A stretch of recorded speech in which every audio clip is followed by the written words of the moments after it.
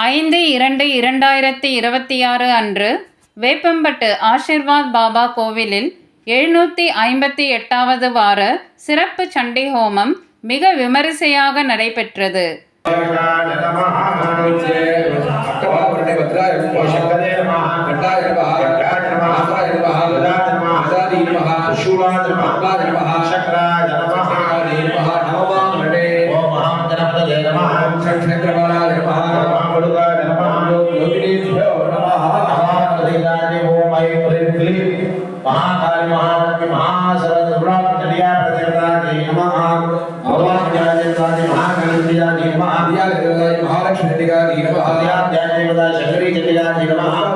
பாபாவிற்கு சிறப்பு அலங்காரம் செய்யப்பட்டு பக்தர்கள் ஆனந்தத்துடன் தரிசனம் செய்தனர்.